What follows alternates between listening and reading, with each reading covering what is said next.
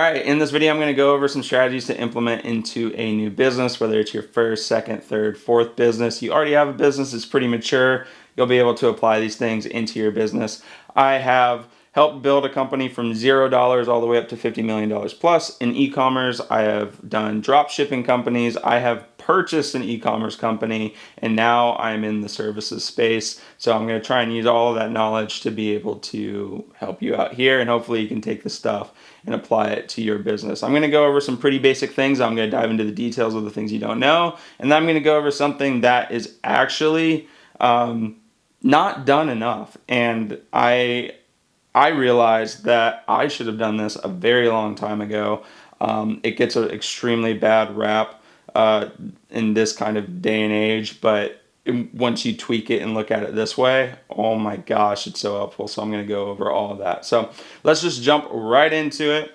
Right out of the gates, the very first thing, I'm going to break this up into 3 phases, is research, obviously, and I'm not just going to leave you there. It's a little bit more in depth than that. And the very first thing, I'm going to use different colors to help differentiate this stuff out. The very first thing within research is figuring out the problem that your target market might be having and how your solution is going to solve that problem, right? Or how your product or how your service, whatever it might be, is going to solve that problem. That's pretty basic stuff. If you're watching this, you're probably like, yeah, that's pretty basic stuff. But the thing to go further in here is the research element and starting to ask questions from those people. And obviously, if you're in business, okay, I need to go ask questions. That makes sense. But really take note when you're asking these questions to people. So jump into Facebook groups, jump into communities, and ask those questions and record that language. Meaning, you might identify the problem as this, right? It's this thing. They might identify that same problem, but in a different language. And if you don't key in on that, you're going to go market, you're going to go sell, you're going to go talk to people, and you're not using the language that your market is using. Even though you're trying to say the same thing, but you're not using the same language, it won't resonate. So when you go ask questions about the problem, you need to take record of the language that they're actually using. That way you can use that language in your marketing and your advertising. So that's extremely important. When you ask those questions, I would do a little drop down here and say, understand the language. That way you know how to market, or the language to use in your marketing. Now the other piece here that's really important is it scalable? Scalable. Meaning not the business itself, but the problem. So the solution that you're coming up with, the product you have, the service you have, does it service one person, 2 people? Or is it an actual big pool of people that you can actually scale your business in? And is it in a red ocean or a blue ocean? Now what that means real quick, think of red, blood in the water, blue, not much blood in the water, right? So red ocean means problem's already probably been solved and there's a bunch of people in the market. Drop shipping is a great example. Drop shipping companies are extremely hard to scale. Even if you can get it to a certain level, there's a certain amount of people up at the top, the 1%, everybody else is down below at the 99%, and it's a huge gap in between because the problem's already been solved. Amazon, any other kind of drop shipping, anything like that, eBay, and you're just fighting everybody else in that pool. So you want to make sure that your market here, the people that have this problem, are actually scalable, and understanding where you might hit that ceiling. It might be, 10 clients, it might be 100,000 customers, whatever it might be, but understand where that scale is. And you definitely don't want to dive into it if it's not scalable to actually grow your business, right? So understand that that thing is scalable. Ask questions and understand the language of those people. I'm going backwards. Understand the problem that they're having and the solution that you're about to solve. All right, so now that you understand those things, you're ready to kind of jump into part 2 of phase 1. I'll use a different color to differentiate that. Let's use blue here. This is so much better than the whiteboard because you don't get a glare, except for I can't erase things. So if you ever see that in the post edit, I messed up. But anyways, let's call this part 1 and let's call this part 2, right? So you need to do this part first to understand this next part. So in part 2, you want to come up with your your promise, your big promise. So what is that thing? Now this is essentially how, let's put it this way, how to get what the consumer wants. So how can I get what I want without doing things that they hate, right? So how can the consumer get what they want without doing things that they hate, right? Because a lot of people have a problem, but they're not willing to move on solving that problem because they have to do something they hate. Like, let's use the most basic of basic examples, especially in America. A lot of people are obese and they want to lose weight. Well, what does that mean, right? You're right here and you want to get here. Here's this giant trough that you have to overcome in order to get here. And that giant trough is exercise and eating broccoli. And a lot of people don't want to exercise and eat broccoli. They rather just sit on the couch and eat fast food, right? So there's an actual thing in the middle that's stopping them from getting that solution. So how can you make that big promise to overcome that preconceived notion of those things that I hate doing in order to get to that solution, right? So essentially what you're doing is figuring out how to get them, or the promise that you want to formulate based on your solution is speak to it as, here's how to get what you want without doing things that you hate, essentially, right? So once you've come up with that promise, now you got to figure out the pains, right? So let's keep with that exercise example for a second. That losing weight example. Exercise would be a pain, right? So you want to figure out what are the pains involved in achieving that outcome, right?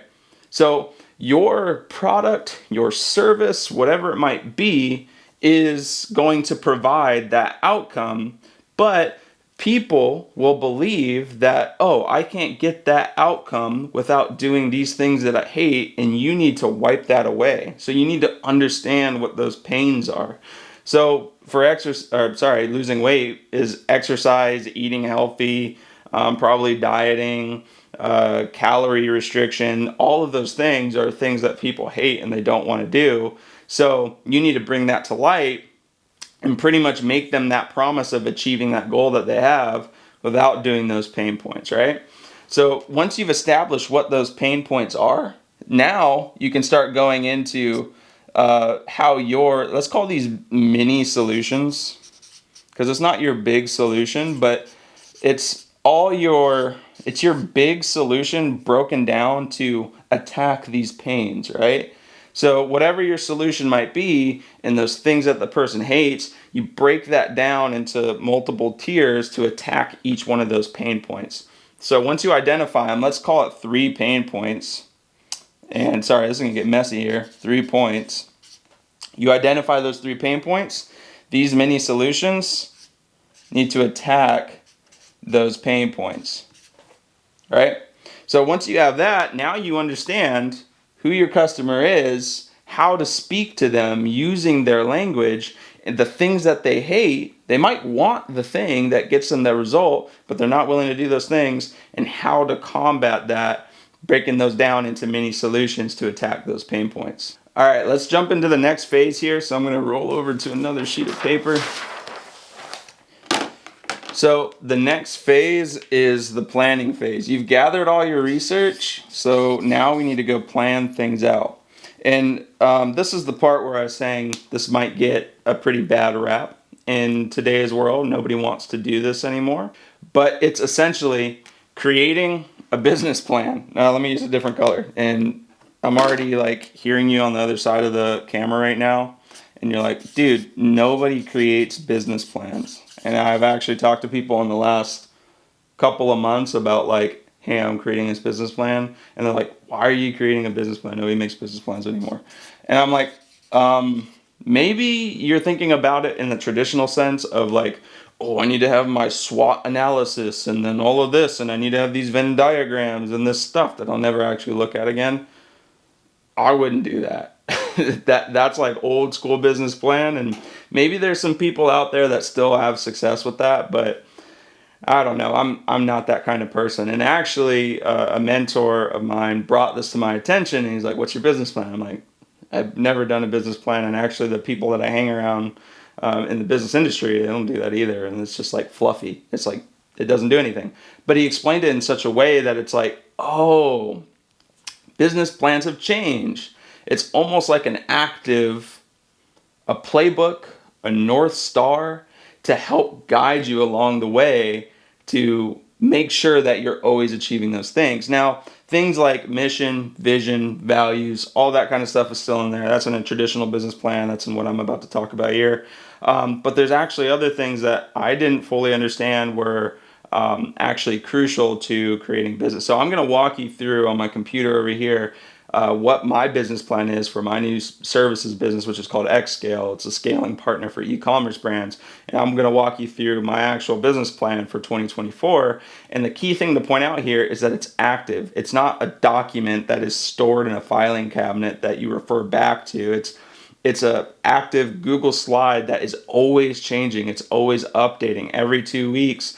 You have a meeting with your leadership team, or if you're just yourself, you have a meeting with yourself and you go over this thing and make sure that your vision for what you want your business to become still aligns with what's on those slides, and then you make adjustments. And so I'm going to talk about that here in just a moment, but I just want to make that really clear is that it's not a business plan in a traditional sense. This is your North Star for your business. Think of it as a game plan. You don't go into, I played football growing up, you don't go into a game with just like, oh no, somebody's going to pass me the ball, I'm going to catch them, I might score a touchdown. No, you actually have playbooks and you have a game plan based on, the conference that you're in and the team that you're playing. You've been watching film, you've been making notes, you've been structuring your defense, you've been structuring your offense to combat that other team. That's exactly what this is. And things change on the fly. Once you are in the game, it's not like, oh, I got to stick to this thing. This is what I created. Even if we're losing, we're only going to do this. No, it's you adjust your game plan based on what's happening in, I guess, the market or in the game and make sure it aligns with that. So when you hear business plan, I don't want you to shut your ears off and be like, oh, I'm not doing this. It's actually extremely helpful. And I actually, after I learned this, I went back and applied it to the e-commerce business that I purchased and saw extreme growth out of it. And it helped clarify what the things that are needed in order to grow the business rather than me just running around with my hair on fire, not essentially knowing where my end goal was. Now, everybody has an end goal, but they don't actually have a playbook on how to get that end goal, and that's what this is. So let's jump over to my computer. I'll walk you through mine, and then we'll go over the last phase. All right, that's for my audio, so I can match it up later. If you don't use the software, it's called OBS. Super helpful when it comes to recording, screen shares, and all that good stuff. But this is the business plan for Xscale. So like I mentioned before, Xscale, brand new business that I am jumping into, and it's a scaling partner. It's not an agency. It's not a specific service. It's a scaling partner to work with e-commerce brands, their chosen agencies, their chosen softwares, and then utilize them together in order to scale their business up. Because that's actually a problem. Everybody relies on an agency to scale their business, but they don't understand that that agency is only responsible for that one thing. But let me not go into my spiel here, but actually walk you through my actual business plan that I created for this business, which is essentially my North Star and my playbook for the game that I'm about to play in. So, like any other kind of business plan or any other company, you've got a mission. So here's my mission. You've got a vision, and you've got values.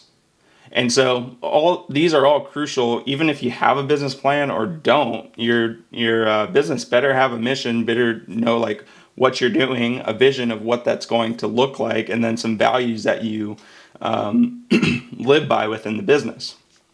Now I've got strategy. Now this is kind of like a traditional sense of a business plan, but here's a strategy of what I'm doing within Xscale in order to have it be a successful business. So I'm only focusing on health and wellness e-commerce brands and making sure that they can grow sustainably and profitably, not just jumping in as like an ad agency and just scaling the crap out of them without looking at the profitability of their business. So that's the strategy. And then this is the differentiator. So where Xscale is different than other kind of businesses, or where your business needs to be different than other kind of businesses. So then I go into a little bit of detail because I'm using terminology here that might not be used to it. Scaling partners do exist. They're just not as relevant. So it's important to bring any kind of terminology in there, because you will be going over something like this with your team or your leadership, and you want to make sure that everything is just really clear and bulleted. And so I even go a step further and I break that down between scaling partner and agency, because at first glance they might be like, oh, this is just another agency. No, I need to differentiate that and make sure that my closest competitor, not even a competitor, it's kind of like misunderstanding, is clearly defined here. Now you have your goals. So I just have my goals here for 2024. I want 100% customer satisfaction.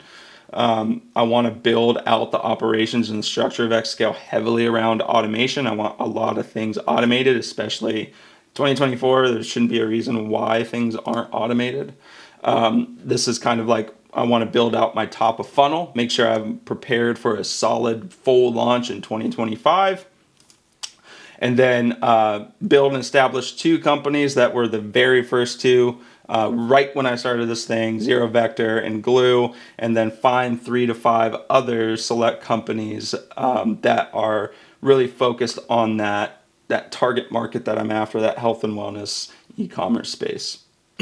And those are the only things I want to focus on, right? So then you go over to some more goals here. So seek out and establish strategic partnerships.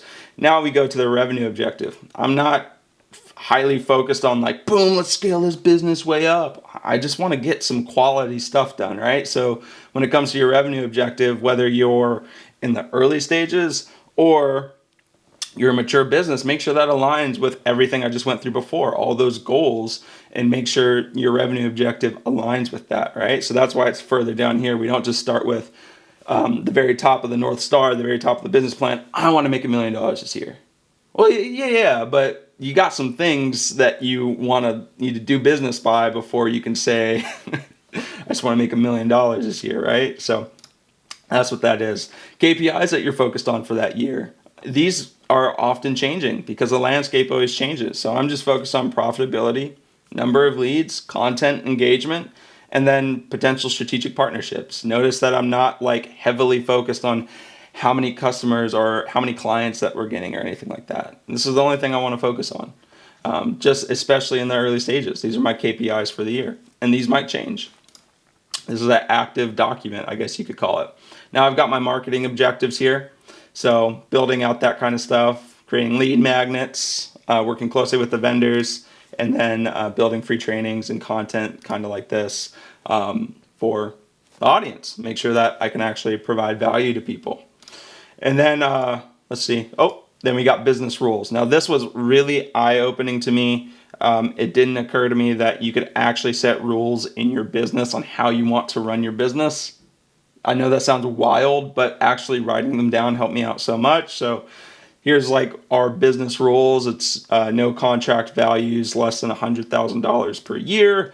And then we're only engaged through 2 avenues. And then a big thing for me was making sure that we don't oversell and underdeliver. So making sure that that's always at the forefront of anything that we do, is that we always make sure that we're putting out quality stuff. You could see that this rule aligns with the values of details, making sure that things are quality, things are QA'd 3 times of anything that's going to be released to a client. I hope all this stuff has given you some ideas on what to put in yours. But financial objectives, so outside of revenue, what's the internal financial objective of the company. And then if you're in services, I've got my branded offerings and stuff like that here. But when it comes to e-commerce, you might have your different products and your different sales funnels and your whatever it might be. Just so you have an example of kind of how to build that out. If you're specifically watching this and you're like, well, I'm doing e-commerce, that's how you do this. But everything else would apply directly to you. You still need your business rules. You'll still need your marketing objectives, revenue objectives, goals, KPIs, mission, vision, values, all that good stuff. So let me jump back over to the camera behind me and let's go over phase 3. All right, so once you have all of that, you know exactly the problem that you're solving, you know who you're talking to, you know how to talk to them using their language, you know where to look for them, you've got your game plan, your playbook, your business plan ready to go, and now it's time to start actually building. So the next phase here is build, and this is going to be very specific to whatever your business might be, and this could be obviously, let me find my green marker here. And this could be obviously, you know, build the website, build the product, build out what the service might be, right? If you're doing services, is this a branded service? Is it just a one and done? Is it, what's your contract? Is it the same things I went over in the business plan where I've got my branded services? What's building out your onboarding documents, building out, the list goes on and on.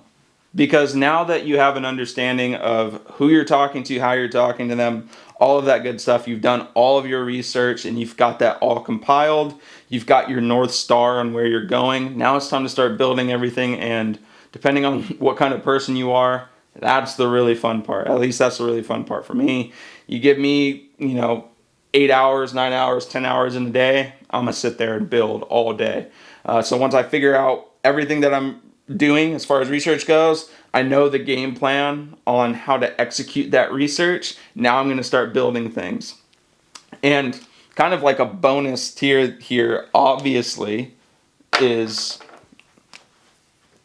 launching, I guess. And this is just off the cuff because I didn't even kind of like think about that before because it's just so obvious, but I felt like I just need to say it, is because I feel like a lot of people do the research, they do the planning, they build things, and then they just sit there. All right, bring everybody in. Now you just need to launch it, right? So don't have this one planned out, but obviously there's a million different ways to launch things, and I actually talked about this with my sister yesterday when it comes to her supplement brand that she's building. Launching it can be anything from advertising to, I guess, I'm going to put F2F, FTF, face-to-face selling. It could be to cold outreach through email, by going to somebody's LinkedIn, going to Zoom info, grabbing a membership, finding your target market, target customer, etc. But you just need to launch the thing, right? You've done the research, you've got the plan, you built it, just launch it. Just get it out there. Just do something. Record a video like I'm recording today. Launch an ad on Facebook. Launch an ad on Google. Launch an ad on TikTok, whatever it might be. Go talk to people. Go to marketing events. Network with other people. Tell them about what you're doing. Create partnerships. Be like, hey, you guys do this. I do this. Can I help with your customers, etc.? And I can bring you guys customers. Just get out there and launch the thing. You did all the planning, or you did all the research, you did all the planning, you did all the building.